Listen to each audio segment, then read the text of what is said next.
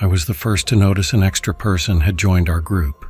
I counted 6 of us sitting around the campfire, but I knew we had left home with 5. The 6th person had joined us somewhere along the way, but where and when exactly I could not be sure. All the glowing faces looked familiar, like I had known them all for a lifetime. That was why it took so long to find the man out of place. I had to go through the faces one by one. I went through my history with them, recounting how I met them, how I knew them. I fit each one into my memories like puzzle pieces. First, there was Mark. He was sitting next to Sarah, chatting her up as always. I met Mark and Sarah 6 years ago in the 10th grade. Mark and I played wide receiver together on the school football team. Sarah was a cheerleader, and Mark always had a thing for her. The 3 of us started hanging out after games, Mark flirting nonstop, and Sarah always hilariously rebuking him after a while. Then there was Ben. We had been best friends since the 1st grade. Inseparable ever since. We bumpied heats playing tag during recess. He had his arm around his longtime girlfriend, Justine. She started at our school when she moved from Chicago in the 7th grade. Ben sat next to her in English, and soon she became a part of our group at the time. She was quiet and shy when she first arrived, but once we got to know her, she opened up. She was one of the coolest and nicest people you could ever get to meet. She had also become close with Sarah in the past few years. And then there was the 6th face, the piece that did not fit. I stared at him, and his name escaped me. That is, if I ever had it in my memory banks in the first place. He looked familiar, but I could not place him in my memories. But why, if I recognized him, could I not remember his name? Why did he sit among us, acting as if he belonged? He stared at Mark and Sarah as they chatted. He laughed when they laughed, smiled when they smiled. I couldn't figure it out. The question burned in my head. How had he, a stranger, joined our little group without any of us noticing something amiss? "Yo, Porter," Ben pulled me from my thoughts. "Your head up in the clouds or something?" I was just telling Justine about our 5th grade teacher. What was his name again? "Mr. Smith," I said. "Oh yeah, Mr. Smith. I was telling Justine how you could rile that guy up like nobody else. Remember that time you handed in an assignment printed in yellow ink?" Ben and Justine laughed. "Yeah, I remember," I said. "I can still see the steam coming out of his ears." They laughed again, and I joined in half-heartedly. When I glanced the strange man's way, he was watching us, grinning. He was always watching, always on the periphery, never partaking. Part of the reason he had flown under the radar. I was struck with the sense that he was studying us. My skin crawled. Ben drained his beer and threw the empty can in the cooler. "Well, I gotta take a leak," he said, and walked into the woods, swallowed up by the dark. "You really know how to push people's buttons when you want to, huh?" Justine said.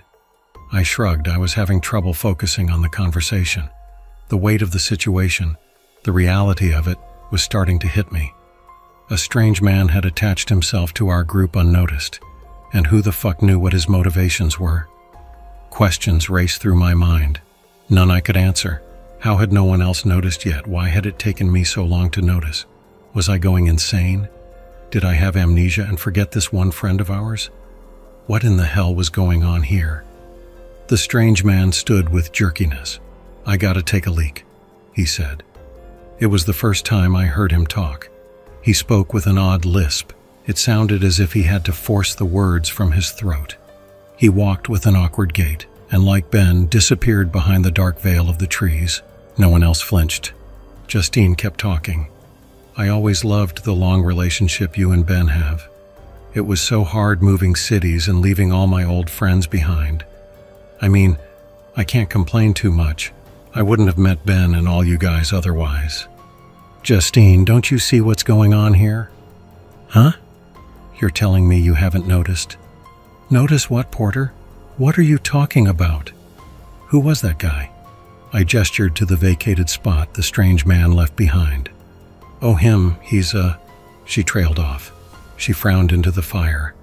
I could see her mind ticking over and her eyes twinged with concern. I knew I wasn't going crazy. "I don't know," she said. "Who is it?" "That's what I'm trying to figure out." We stared at each other. "Maybe..." Justine was cut off. An ear-piercing screech came from the woods. It sounded like a shrill, injured cat. A large cat. The sound split the air and cut our conversation short. A blanket of silence fell over the four of us. Only the crackling campfire persisted. The woods were still and quiet. The fuck was that? Mark broke the silence. I don't know, Sarah said. I've never quite heard an animal like that before.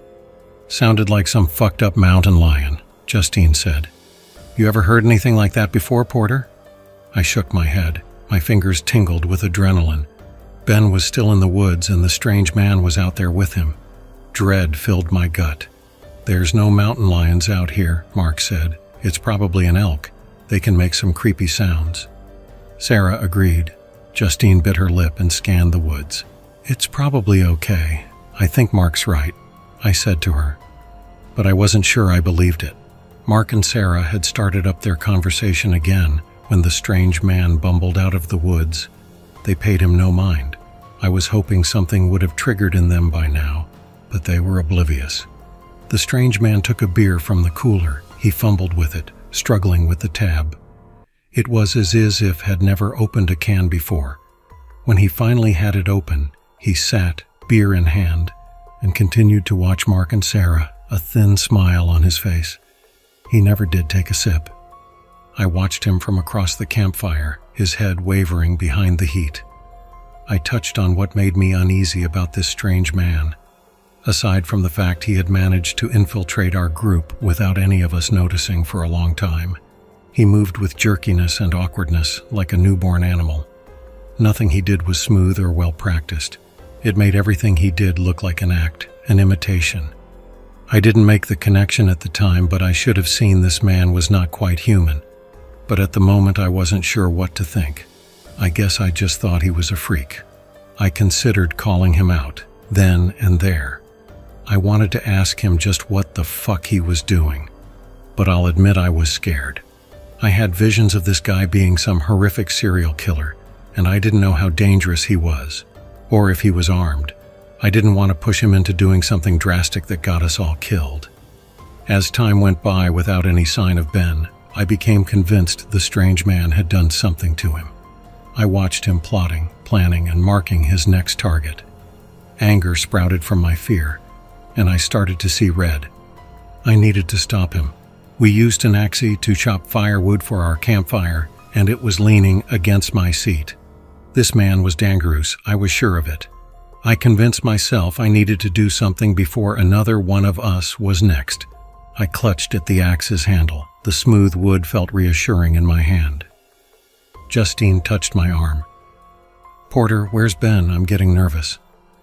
It's okay, I lied, patting her hand. I'm sure everything is okay. I stood with axe in hand. I'm going to get some more firewood, I announced more awkwardly than I hoped. Okay, dude, Mark said. Porter? Justine's voice wavered. Speaking up was a mistake. I had drawn the attention of the strange man. I walked past him, trying to act as nonchalant as possible. But I was never a good actor. He watched me the whole way. He maintained his glare as I reached the perimeter of the woods, and as he looked back, his head rotated around an unnatural distance. That was enough to chill my spine. I was hoping he would turn around to look away and give me an opening, but he never did. I'm not exactly sure what happened next. I never saw him stand up and walk over to me. I never even saw him move a single muscle, but in an instant, he was standing in front of me, inches away from my face. It was as if he teleported. A metallic smell stung my nose. The strange man stunk of blood and copper. The axe trembled in my hand. Any thought of actually using it fled my mind. I locked into place, my skin covered in goosebumps. Power radiated off him. He spoke to me. Get some firewood, he said in his forced tone, and he smiled wide. At that moment, Ben emerged from the woods. Ben! Justine cried. Jesus, Ben said as Justine squeezed him. Did you guys hear that cat thing? We think it was an elk, Mark said. Where were you? Why did you take so long? Justine asked. I guess I wandered too far off and I lost sight of the campfire. Took me a bit to find my way back. For a second I thought I was going to have to freeze my ass off out there alone tonight. The relief washed over my body like a wave, crashing into my muscles. I felt each one relax. At least Ben was safe. I looked for the strange man, but he was gone. He somehow slinked away while I was distracted. He was good at going undetected when he wanted to. My thoughts turned to getting out of there. Even though Ben was unharmed, that guy was still trouble. I started back towards the group and caught the middle of their conversation. "I don't know, actually. Yeah, who was that guy?" Ben said. "I thought he was with you guys," Sarah said. "Yeah, isn't he your friend?" Mark added. "I thought he drove over with you three." "No," Ben said. "I don't know who he is." The panic spread over everyone's faces. They were finally feeling what I was feeling. The realization had set in. "We need to get out of here," I said, "before he comes back." "Yes, please," Justine said. "We have to leave now. That guy was a freak. Right, Porter?" "Yeah," I said. I explained to them how I noticed he was the odd man out when we were sitting around the fire. I explained the odd behavior, and they all agreed the guy was strange and possibly dangerous. None of us could pinpoint exactly when he had joined the group. He had slipped in unnoticed and unaccounted for. It was uncanny.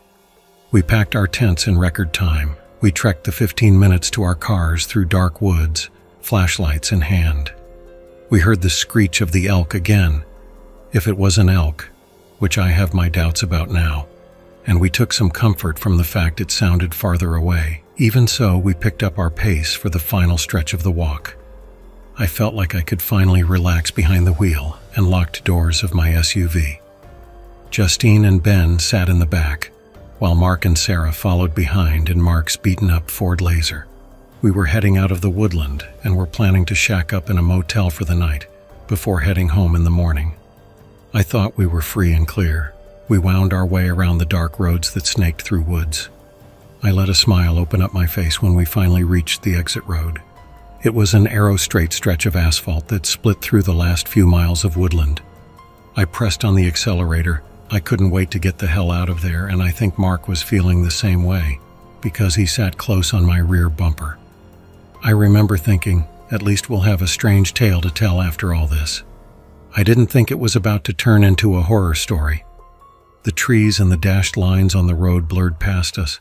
My headlights reached out for the seemingly endless road, and my speedometer needled its way towards 100 mph.